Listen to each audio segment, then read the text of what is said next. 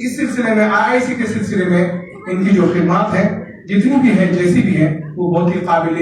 رشک ہیں، قابل شکر ہیں۔ میں اس سے زیادہ آج کے اس پروگرام کے استقبال یا تقریر کا کون مستحق ہو سکتا تھا، اور کون شخص ایسا ہے جو IICC کی تاریخ، اس کے اغراض و مقاصد کل، آج اور کل پہ روشنی ڈال سکے۔ میں نہیں سمجھتا کہ اس سے زیادہ اس کا حق کسی کو پڑتا ہے۔ میں اسی تنقیدی کلمات کے ساتھ برادر مرشد کمال سے گزارش کروں گا کہ وہ آئیں اور اپنا استقبالیہ کلام آپ کے سامنے پیش کریں۔ جناب مرشد کمال۔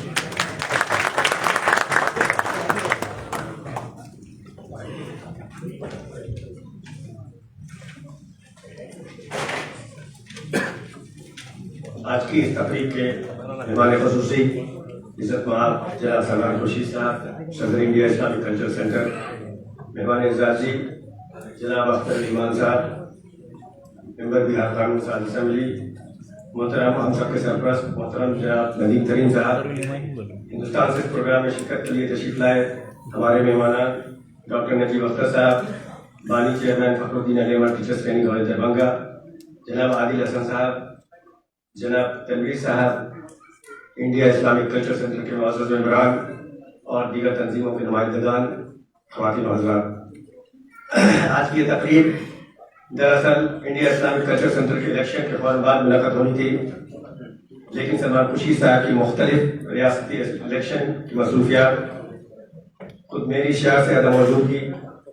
اور کچھ موسم کے بدلتے مزاج کی وجہ سے تاخیر کا شکار ہوئی۔ اب جب کہ وہ لمحہ اب پہنچا ہے اور سلمان خورشید صاحب ہمارے درمیان برفت نفیس موجود ہیں، تو میں پوری NRI کمیونٹی کی جانب سے اور خصوصاً انڈیا اسلامک کلچر سینٹر کے معزز ممبران کی جانب سے انہیں انڈیا اسلامک کلچر سینٹر کا صدر منتخب ہونے پر دل کی گہرائیوں سے مبارکباد پیش کرتا ہوں، اور اس کے ساتھ ان کا استقبال کرتا ہوں کہ تم جو آئے ہو تو شکل در و دیوار ہے اور کتنی رنگین میری شام ہوئی جاتی ہے۔ جیسا کہ آپ لوگ جانتے ہیں کہ سلمان خورشید صاحب ایک معروف سیاستدان، ماہر قانون، مصنف اور دانشور کی حیثیت سے اپنا ایک منفرد مقام رکھتے ہیں۔ ملک کی خارجہ پالیسی اور اقلیتوں کے حقوق کے حوالے سے آپ کی تحریریں اور تقاریر سیاسی اور سماجی موضوعات پر گہری سیاسی بصیرت کی عکاسی کرتی ہیں۔ ہم جامعہ والوں سے سلمان خورشید صاحب کا ایک خاص رشتہ رہا ہے۔ طلباء کی مختلف تحریکوں کو ہمیشہ سلمان صاحب کی سیاسی اور قانونی سرپرستی حاصل رہی ہے۔ آج بھی جامعہ کے کئی سابق طلباء کو جو پابند سلاسل ہیں اور ناکردہ گناہوں کی سزا کاٹ رہے ہیں، سلمان صاحب اور ان کی لیگل ٹیم بلا معاوضہ انہیں لیگل ایڈ فراہم کر رہی ہے۔ ایسی شخصیت کا انڈیا اسلامک کلچر سینٹر کا ہونا نہ صرف ہمارے لیے فخر کی بات ہے، بلکہ اس سے سینٹر کے وقار اور شہرت میں مزید اضافہ ہوا ہے۔ آج کی اس تقریب کو جس چیز نے مزید چار لگا دیا ہے وہ ہمارے بہار کے ایک بلند پایا سیاسی رہنما جناب اختر ایمان صاحب کی اس تقریب میں موجودگی ہے۔ اختر ایمان صاحب ایک بے باک اور نیڈر سیاستدان ہیں جو قومی اور ملی مفادات کو اپنی سیاست پر مقدم رکھتے ہیں، اور بہار اسمبلی میں کمزوروں اور مظلوموں کی ایک مضبوط آواز بنے ہوئے ہیں۔ آپ ایک بہترین مقرر ہیں اور جس تقریب میں ہوتے ہیں اس کی کامیابی کے ضمانت بن جاتے ہیں۔ اس شعر کے ساتھ آپ کا استقبال ہے کہ جس بزم میں ساغر ہو، صیبہ ہو، نخون ہو،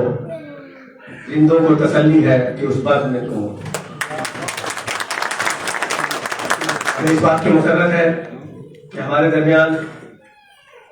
چند اور معزز مہمان ہندوستان سے اس پروگرام میں شرکت کی غرض سے تشریف لائے ہیں، جن میں فخر الدین علی عمر ٹیچرس ٹریننگ کالج دربھنگا کے بانی چیئرمین ڈاکٹر نجیب اختر صاحب، یوتھ لیڈر اور سپریم کورٹ کے وکیل جناب عادل حسن صاحب، اور آکسفورڈ یونیورسٹی میں تعلیم یافتہ ریسرچ اسکالر جناب تنویر صاحب شامل ہیں۔ میں ان تینوں حضرات کا دل کی گہرائیوں سے استقبال کرتا ہوں۔ خواتین و حضرات، دہلی کی سرسبز و شاداب اور قدر پرسکون شاہراہ لودھی روڈ سے گزر جائیے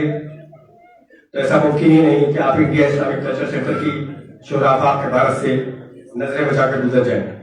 دہلی کی تمام عمارتوں میں منفرد اور ممتاز اس دل فریب عمارت میں بلا کی کشش ہے جو یہاں سے گزرنے والوں کو اپنی جانب متوجہ کیے بغیر نہیں رہتی۔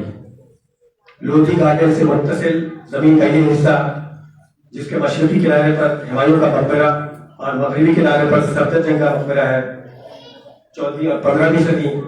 عیسوی میں دہلی سلطنت کے زیر اثر تھا اور اس پر سید خاندان اور لودھی خاندان کی حکومت ہوا کرتی تھی۔ قرائن بتاتے ہیں کہ آج جس جگہ انڈیا اسلامک کلچر سینٹر کی عظیم الشان عمارت کھڑی ہے وہاں کی بھی سید خاندان اور لودھی خاندان کے زمانے کے بسائے ہوئے گاؤں آباد تھے، جسے 1936 میں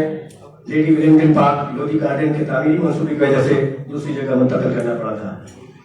انڈیا اسلامک کلچر سینٹر کا قیام ہمارے واپس اور دور اندیش قیادت کی کامیاب سفارتکاری کی زندہ مثالوں میں سے ایک ہے۔ یہ ایک ایسے مقدس مشن کی داخل ڈالنے کی کوشش تھی جس سے مستقبل کے ہندوستان میں ہندوستانی مسلمانوں کی ایک روشن خیال، محب وطن اور ترقی پسند شبیہ پیش کی جا سکے، جسے تاریخ کے بے دب حالات، حادثات اور واقعات نے مسخ کر کے رکھ دیا ہے۔ جس عالم میں انتخاب دہلی کے لوٹنے اور اجاڑنے کی صدیوں کی داستان ہے، اسی دہلی کی سب سے بیش قیمت اور گرا قدر علاقے لوٹن زون میں اسلامک سینٹر کا قیام کسی خواب سے کم نہ تھا، اور وہ بھی حکومت کی زیر سرپرستی، ان مقاصد کے ساتھ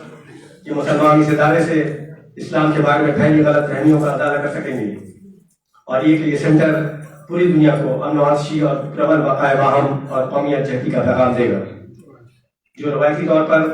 مسلم اسٹیریوٹائپ اور گیٹوائزیشن سے پڑے ایک ایسے ہندوستان کے قیام میں اپنا کردار ادا کر سکے گا جس پر متحدہ قومیت کی اساس لکھی ہے۔ آج دہلی کے قلب میں واقع 2.5 ایکڑ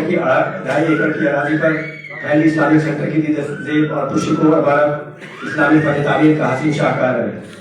قرآن مجید کی آیات کریمہ سے منقش اس کے گنبد و محراب ہمیں اپنی عظمت رفتہ کی یاد دلاتے ہیں۔ انڈین ایکسپریس نے اپنے 25 فروری 2009 کے شمارے میں انڈیا اسلامک کلچر سینٹر کی عمارت کو آرکیٹیکچرل ونڈر سے قرار دیا ہے، لیکن جیسا کہ کسی شاعر نے کہا ہے کہ کنکر پتھر کی دیواریں مذہب کا مفہوم نہیں، ذہنوں کی تعمیر بھی کیجیے گنبد اور محراب کے بعد۔ گنبد اور محراب کی تکمیل کے بعد گنبد اور محراب کی تکمیل کو 2 دہائیاں گزر چکی ہیں۔ اس طویل مدت میں محض عمارت کے پرشکو بنے اور اس کی عظمت کی مدد سرائی کر اسے اپنی زندگی کا اصول سمجھ لینا اسلامک سینٹر کے اغراض و مقاصد سے انحراف کی مانند ہے۔ ممبران کی اکثریت اس بات سے اتفاق کرتی ہے کہ سینٹر اپنے بانیان کے خوابوں کی تعبیر تلاش کرنے میں ناکام رہا ہے۔ ایسا محسوس ہوتا ہے جیسے اس کا مقصود وجود چھین لیا گیا ہو، یا پھر دانستہ یا غیر دانستہ طور پر اس عظیم ادارے کو coffee shop, restaurant, banquet hall اور سے آراستہ ایک کمرشل عمارت میں تبدیل کر دیا گیا ہے۔ وہ ضمنی سرگرمیاں جو ادارے کو مالی طور پر خود کفیل بنانے کے لیے تھیں، وہی اس کے مقاصد خاص ٹھہری ہیں، اور جن مقاصد کے لیے اسلامک سینٹر کا قیام عمل میں آیا تھا وہ ہماری نظروں سے اوجھل ہو گئے ہیں۔ انتظار کی گھڑیاں بہت لمبی ہو چکی ہیں۔ انڈی بانیان اسلامک سینٹر اس طویل انتظار کی تاب نہ لا کر یکے بار کرے اپنی قبروں میں جا لیٹے۔ خواتین و حضرات، گزشتہ 1 سال اسلامک سینٹر پر سخت اور آزمائش بھرے گزرے۔ پہلے تو اسے قانونی پیچیدگیوں میں الجھایا گیا، جس سے نہ صرف اسے مالی طور پر شدید نقصان پہنچا بلکہ اسی شبیہ کو بھی داغدار کرنے کی کوشش کی گئی، جس سے اس روایتی تعصب کو بھی ہوا ملی کہ مسلمان اپنے قومی اور ملی اداروں کو مینج کرنے کے حل نہیں۔ اور جب اس سے بات نہیں بنی تو الیکشن کے ذریعے فرقہ پرست طاقتوں نے اپنے نمائندے مسلط کرنے کی کوشش کی، جسے اسلامک سینٹر کے باشعور ووٹرز نے اس منصوبے کو بھی ایک بڑی اکثریت سے ناکام کر دیا۔ یاد رکھیے، اسلامک سینٹر محض ایک عمارت کا نام نہیں ہے، یہ ایک آئیڈیا ہے، یہ ایک نظریہ ہے، یہ ایک فلسفہ، ایک خواب ہے۔ اسے محض ایک عمارت سے محدود کر دینا اس نظریے کی موت ہوگی، اس خواب کی موت ہوگی جسے ہمارے اسلاف کی جاگتی آنکھوں نے دیکھا تھا۔ ہمیں اس نظریے کو ملک کے طول و عرض تک لے جانا ہوگا۔ ہمیں اس نظریے کی دل و جان سے اسی طرح حفاظت کرنی ہوگی جس طرح ہم علی گڑھ جامعہ اور اپنے دیگر ملی اور قومی اداروں کی کرتے آئے ہیں۔ آئیے اس جمود کو توڑتے ہیں جو گزشتہ 20 سالوں سے قائم ہے۔ اب جب کہ سوال خوشی صاحب کی شکل میں اسلامک سینٹر کو ایک دور اندیش اور جہانگیر قیادت حاصل ہوئی ہے تو ہمیں اس بات کا یقین ہے کہ ہم اس ادارے کو اس کے مقصد وجود کی طرف واپس لے جا سکیں گے تاکہ اس کے بانیان کے خوابوں کو موجوداتی طور پر ہمارے وجود میں آئے اس باوقار ادارے کو بعض فرقہ پرست لچائی نظروں سے دیکھ رہے ہیں. مخلصین قوم اور معزز ممبران پر یہ ذمہ داری عائد ہوتی ہے کہ وہ اس ادارے کو عناصر اور ان کے حوالوں سے پاک رکھتے ہوئے رکھنے میں اپنا کردار ادا کریں تاکہ یہ ادارہ اپنے مقاصد کے حصول میں کامیابی سے اپنا سفر قائم کر سکے. مستقبل میں جامع منصوبوں پر عمل درآمد کو یقینی بنانے کے لیے پوری قوم متحد ہو کر اپنی ستائش نبھائے. ملک کی ریاستی دارالحکومتوں میں اسلامک سینٹر کا قیام عمل میں لایا جائے. مستقبل میں اسلامک سینٹر کے کسی بھی مرکز کو ایک ڈریم پروجیکٹ کی شکل دی جا سکتی ہے جو اس کے موجودہ خط و خال اور اس کے نسل العین میں بغیر کسی غیر معمولی تبدیلی کے اس میں پروفیشنل ٹریننگ سینٹر اور ماڈل اسکول کا اضافہ کر دے جس کی کمی کا احساس ہمیں ہر لمحے ہوتا ہے. سینٹر کے بعد جو انفراسٹرکچر اور ملک و بیرون ملک کے مسلمانوں کا بہترین دماغ موجود ہے اس کا فائدہ اٹھا کر پورے ملک میں مسلم تعلیمی اداروں کا جال بچھایا جا سکتا ہے اور تعلیمی بیداری کی ایک نئی لہر پیدا کی جا سکتی ہے. چونکہ حکومتی اداروں سے کسی خیر کی توقع کی امید نظر نہیں آتی تو ایسی صورت میں اسلامک سینٹر اہم کردار ادا کر سکتا ہے. آئیے ہم سب مل کر اس کے بانیان کے خوابوں کی تعمیر تلاش کرتے ہیں اور اسے قومی اور ملی امنگوں اور تمناؤں کا مرکز بناتے ہیں. بہت بہت شکریہ.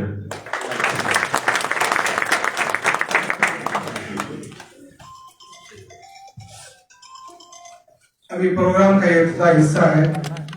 اور تقریباً رات کے 9:30 بج چکے ہیں اور ابھی کئی کارروائیاں باقی ہیں.